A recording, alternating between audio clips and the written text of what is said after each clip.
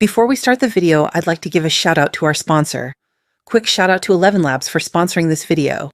What you are watching and hearing is a video created by nothing other than the awesome 11 Labs.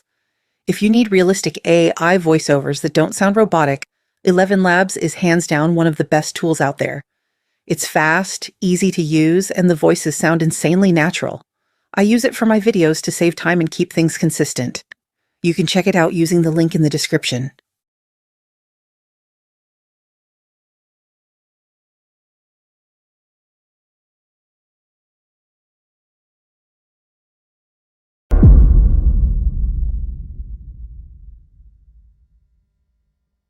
Chapter 4. Descent into the Ark.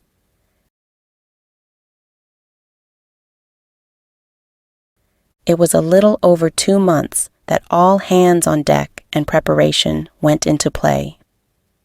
The morning of, the air was thick with frost and anticipation. Martyr City had never moved like this before. Not in drills, not in evacuations, not even during the worst radiation spikes. Every district was awake, organized and tense, their usual divisions set aside. The North provided the scuds, hunters, scavengers, and soldiers trained to cross the walls, now armed with makeshift flamethrowers, chemical grenades, and vials of COVID-339.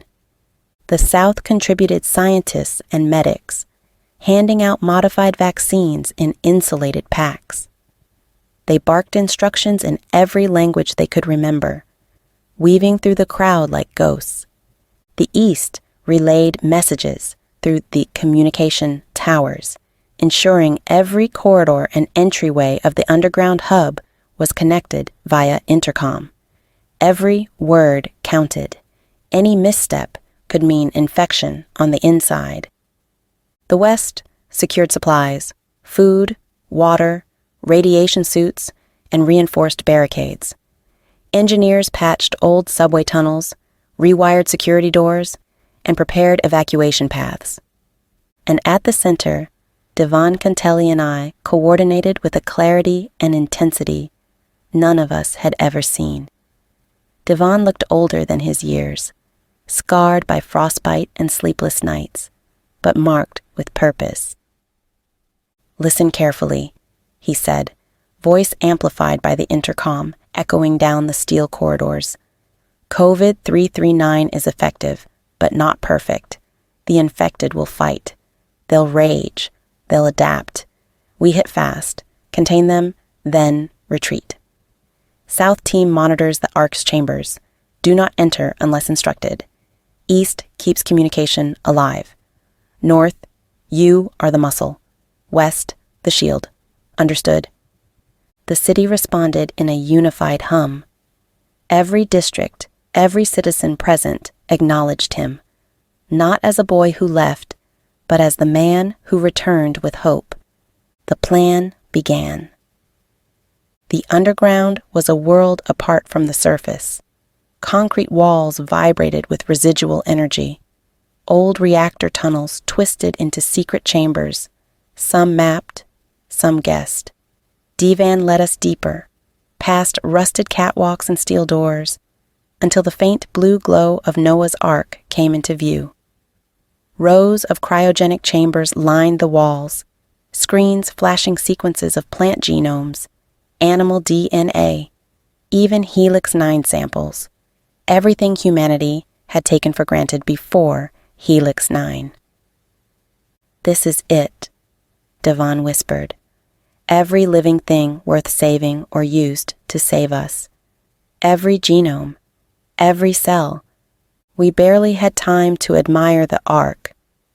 We opened the gates and let the infected flood our only city."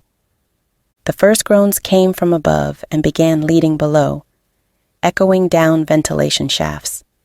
The infected were approaching in numbers far greater than any patrol had reported. Divan drew the first vial of COVID-339 and shattered it inside a reinforced spray device. The effect was immediate. The first of the approaching infected staggered, slowed, confused. Their coordination dissolved. Some fell, groaning, others clawed at the walls, wild-eyed, as if the virus had rewired their rage. "Deploy the modified vaccines now," Divan commanded. Medics rushed through the tunnels, assisting with injecting volunteers and scuds alike. Within hours, the city's underground forces were immunized enough to weather exposure. Chaos erupted on the surface as North teams engaged. Flamethrowers hissed, chemical grenades bloomed in violet clouds, and COVID-339 sprayed in arcs, turning packs of infected into stumbling, disoriented figures. But even as victory seemed within reach, the virus's mutation showed its danger. A few infected resisted, their movements erratic but deadly. A scud named Darnell, armed with nothing but a reinforced bat, shouted down the corridors, "They're learning! Adaptation is real! Keep moving!"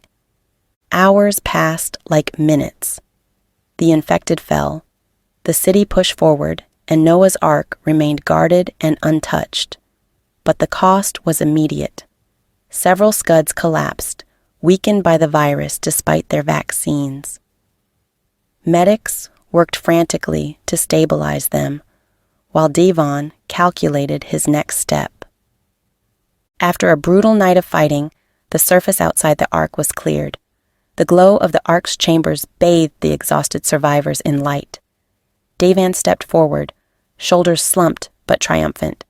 I looked around at Martyr City, battered but alive. People from every district working together.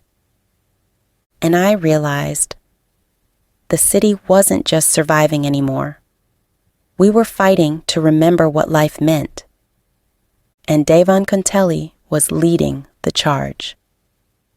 The wind howled across the frozen ruins beyond the walls, carrying with it only the distant groans of those who were no longer and now reduced to piles of cremation. The infected, the walking, relentless witnesses of humanity's collapse, were gone. But there was a world of work to be done.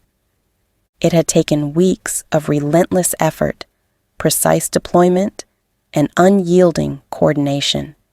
COVID-339, Divan's engineered weaponized virus, had swept across the perimeter and beyond. In our small group, we began to look for other human life outside of our city. COVID-339 struck the infected with surgical precision, collapsing their neural aggression and stripping away the relentless motor drive that had made them unstoppable. We watched from the Centrum and the Ark's monitoring labs. Screens tracked every movement, every cluster, every remaining groan in the frozen wastes, and slowly, then all at once, they stopped. As more humans were discovered in hiding, they too contributed to halting Helix 9. And world groans gave way to speech. It was deafening.